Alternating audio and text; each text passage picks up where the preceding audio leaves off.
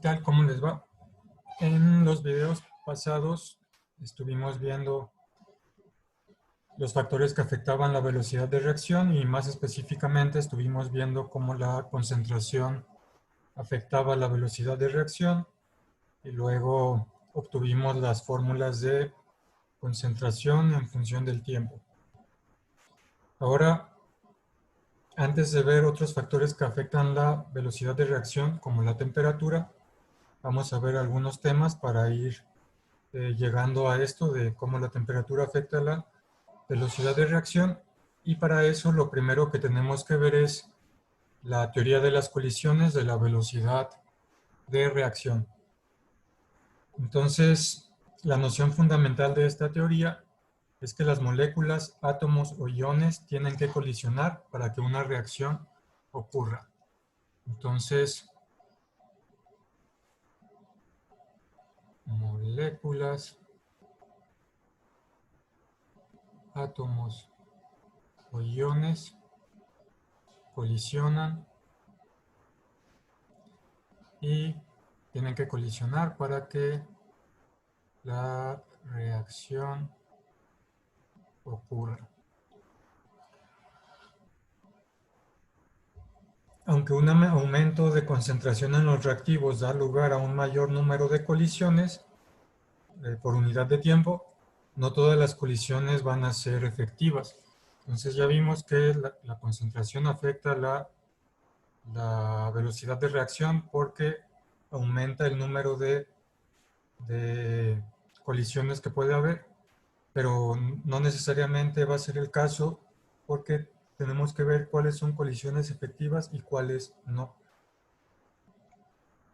Entonces, rápidamente, mayor concentración me va a generar mayor número de colisiones.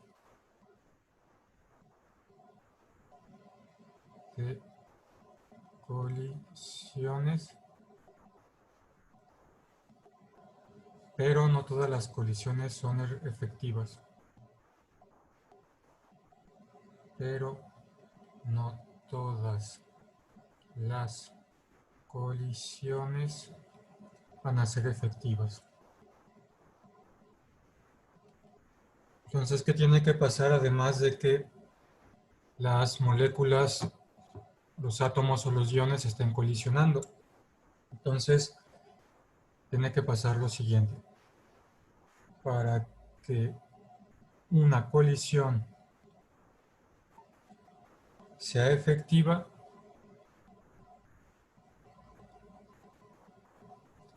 los reactivos deben cumplir lo siguiente. Los reactivos deben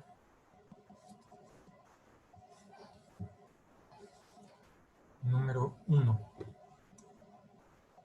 Poseer cierta energía mínima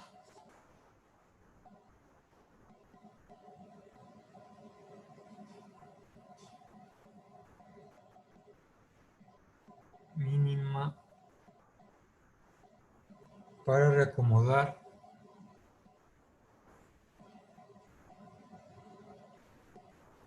sus electrones más externos,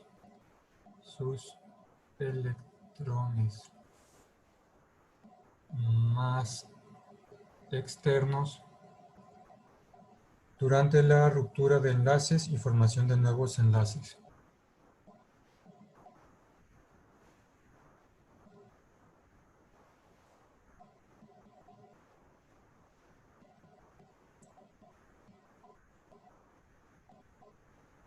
Y formación de nuevos enlaces. Y entonces tienen que tener cierta energía mínima. Esto de cierta energía mínima lo que se refiere es que nos lo podemos imaginar como que tienen que estarse moviendo a cierta velocidad para que esa energía cinética pueda romper los enlaces de esas moléculas y reacomodar sus electrones. Si van muy lentos, no van a poder superar la energía necesaria para hacer ese reacomodo de electrones. Y la segunda cosa que deben de cumplir los reactivos para que la colisión sea efectiva es tener la orientación adecuada en el momento de la colisión. En el momento de la colisión. Esto se debe a que las moléculas tienen distintas formas y dependiendo en qué parte de la molécula se dé la colisión va a poder desprenderse los electrones, haber este reacomodo de electrones para formar otros nuevos enlaces o no, dependiendo de esa orientación.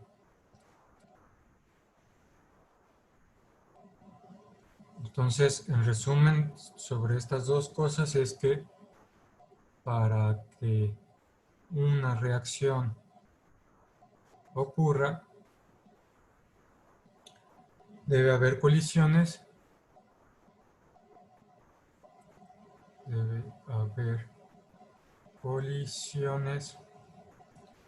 pero estas no garantizan que la reacción tenga lugar. Pero estas no garantizan que la reacción tenga lugar.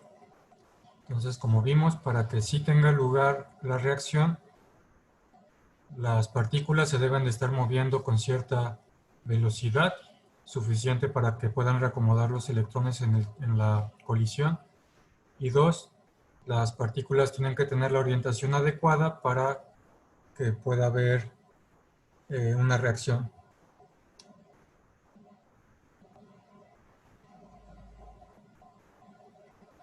¿A qué se debe esto de que estas dos propiedades se deben de cumplir? Bueno, se debe a que entre moléculas, una colisión entre moléculas, átomos o iones, una colisión no se asemeja a la colisión de dos bolas de billar, por ejemplo. El que los reactivos entren o no en colisión depende de la distancia a la que pueden interactuar entre sí.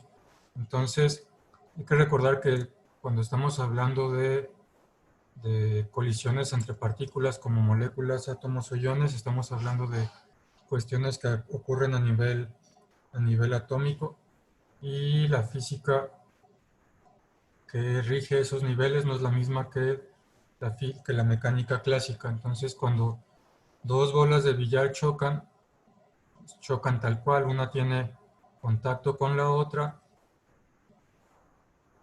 y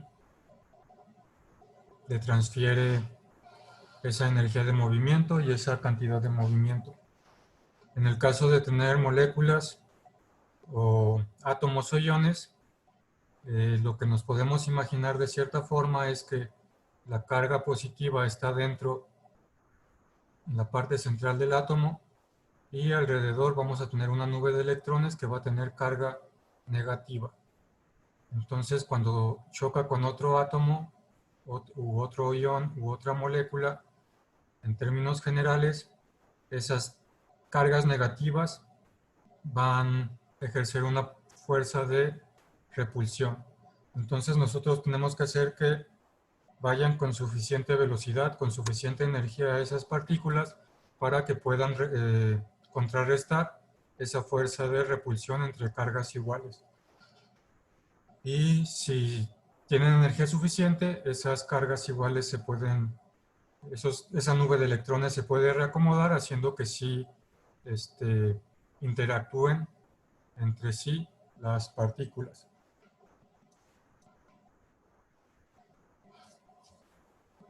Entonces, por ejemplo, un poco más, para adentrarnos en un poco más de esto, en las interacciones ion-molécula, las reacciones pueden ocurrir en un contacto de largo alcance, el cual se debe a que la interacción entre iones y dipolos inducidos es efectiva a una distancia relativamente grande.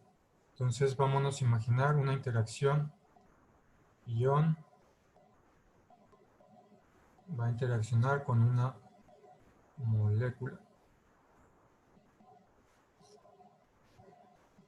Y estas, como vimos, acabamos de ver, son hasta cierto punto de largo alcance. Es decir, voy a poner aquí mi carga positiva, por ejemplo. Voy a dibujar aquí, no sé, alguna molécula que tiene cierta carga y cierta carga positiva en centro, y va a tener una nube electrónica alrededor, dependiendo de la estructura que tenga. Entonces, este tipo de interacciones son, como dice aquí, de largo alcance, es decir, la interacción va a ser relativamente sencilla de que se dé por esto de los dipolos inducidos. Dipolos inducidos. Lo que pasa, un dipolo inducido, es que en una molécula apolar, es decir, que no tiene polaridad, vamos a considerar que esta es una molécula apolar, es decir, que su carga es neutra. Cuando le acercamos un ion u otra molécula, provoca una distorsión en la nube de electrones. Entonces, por ejemplo, tiene su nube de electrones, pero en general esta molécula es neutra. Lo que pasa es que cuando acercamos, por ejemplo, en este caso, en este ejemplo, este ion positivo, lo que va a pasar con la molécula, ahora van a estar más cerca, y la nube de electrones que tiene carga negativa va a ser atraída por el ion positivo. Entonces, los electrones se van a ir más hacia una parte de la molécula que del otro. Entonces, de este lado va a estar la carga negativa, y por este instante de interacción, la carga positiva de la molécula va a estar del otro lado. Entonces, una molécula que era neutra al principio, al acercarle el ion, estamos haciendo que tenga cierta polaridad. Aquí esta ya está polarizada.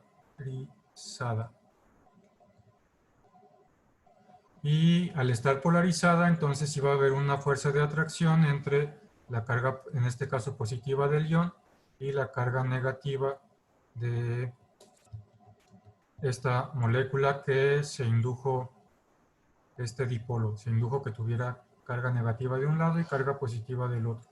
También, de forma similar, si le agregamos un ion con carga negativa, va a pasar algo parecido. Cuando la molécula polar se acerca, entonces, como cargas iguales se repelen, los electrones, la nube electrónica se va a ir al lado opuesto de la molécula, la carga negativa va a estar de este lado y la carga positiva va a estar aquí. Entonces, una vez más, cargas negativa y positiva se atraen y va a haber una fuerza de interacción que va a hacer que este tipo de interacciones ion-molécula reaccionen, y por eso es relativamente de largo alcance, porque se induce una polaridad en la molécula y hay las cargas del ion y la molécula van a atraerse entre sí y va a hacer que la colisión ocurra, que el ion interactúe con la molécula. Entonces, una vez más, las interacciones de ion-molécula, en las interacciones de ion-molécula, las reacciones pueden ocurrir en un contacto de largo alcance, lo cual se debe a lo que les digo de esto de la interacción entre los iones y los dipolos inducidos, que son efectivos a distancias grandes. Entonces, la interacción del ion y el dipolo inducido de una molécula apolar. Entonces, este tipo de reacciones son de largo alcance, podemos decir que se dan fácilmente.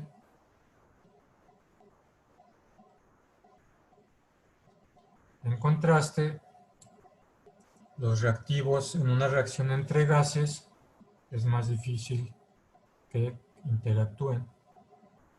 Reacción entre gases.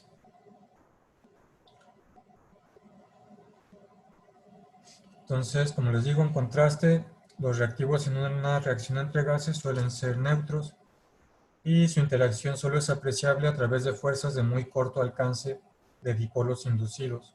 Es decir, tienen que estar muy cerca para que haya una colisión. Entonces, en general, las reacciones entre gases, para que se den los dipolos inducidos, tienen que ser de muy corto alcance, fuerzas de muy corto alcance de dipolos inducidos.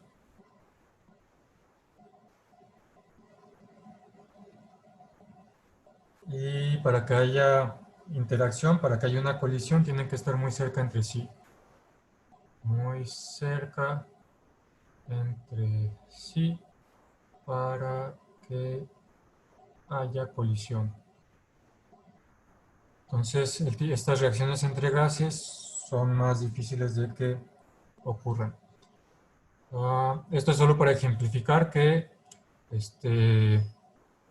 para que la reacción se dé, no solo debe haber la colisión, sino que la colisión tiene que ser adecuada, dependiendo del tipo de interacción entre las partículas que están reaccionando. ¿Qué más hay que ver aquí? Bueno, hay que recordar que la energía cinética promedio de un grupo de moléculas es proporcional a su temperatura absoluta. A lo mejor recuerdan esto de la termodinámica, la temperatura absoluta en grados Kelvin, grados, no se pone el grado, en Kelvin, es proporcional a la energía cinética promedio. Voy a poner estos corchetes para decir que es promedio. La energía cinética promedio del grupo de moléculas. Entonces, acuérdense también que la energía cinética está relacionada. La energía cinética es proporcional a la velocidad al cuadrado de cada partícula. Entonces, la temperatura de absoluta también está relacionada a la velocidad con la que se están moviendo esas moléculas o átomos o iones. Y de aquí sacamos que a altas temperaturas, más moléculas poseen la energía necesaria para reaccionar. Más moléculas tienen la energía necesaria para reaccionar. Es decir, si elevamos la temperatura de ese grupo de moléculas, estamos elevando su velocidad, es decir, su energía cinética, y al estarse moviendo más rápido entre sí,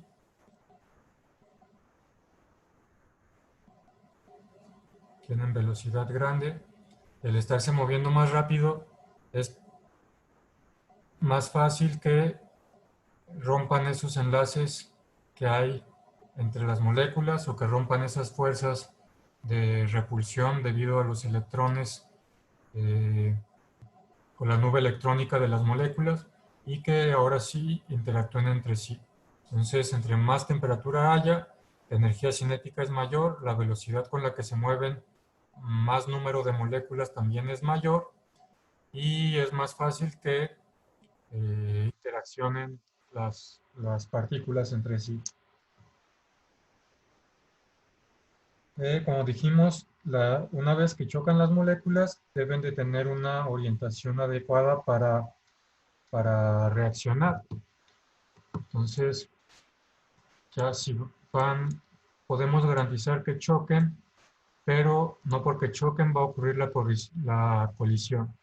Entonces, por ejemplo, el primer ejemplo tenemos aquí una orientación efectiva. Aquí están ejemplificando esta reacción de NO más N2O y tiene que tener cierta orientación, es decir, en la molécula uno de los átomos tiene que colisionar con otro de los, por ejemplo en este caso, con cierta zona de la molécula contraria para que se dé la colisión, para que se dé la reacción. Entonces, si colisionan en la orientación adecuada, la reacción ocurre y tenemos nuestro nitrógeno N2, este de aquí, los azules son nitrógenos, los rojos son oxígenos, y tenemos el dióxido de nitrógeno acá.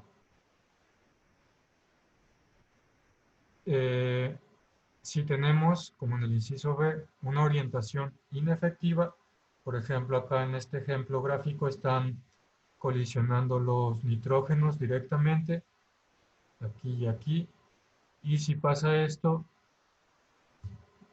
no va a haber reacción, los reactivos, como quien dice, van a rebotar, no se van a fusionar para cambiar a, más que fusionar, no van a reaccionar y no van a cambiar esos enlaces electrónicos para formar nuevos compuestos. Y el tercer caso que puede darse también es que la orientación sea la correcta, como aquí.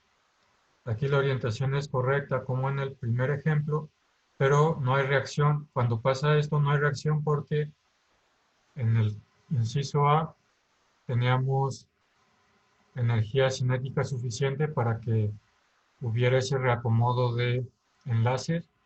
En el inciso C tenemos una energía cinética chiquita, no es suficiente para cambiar los enlaces de las moléculas, para, para cambiar esas fuerzas de enlace, y entonces otra vez no hay reacción, simplemente podemos considerar como si rebotaran las moléculas y no reaccionaron. Entonces, para que haya reacción, tiene que haber orientación efectiva y tiene que haber suficiente energía cinética de las moléculas o de las partículas que queremos que reaccionen.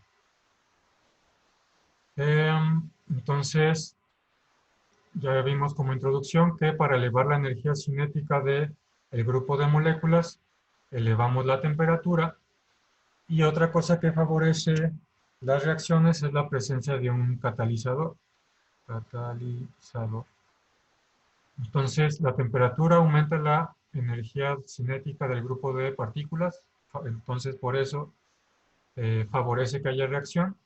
Las moléculas tienen energía suficiente para romper esos enlaces.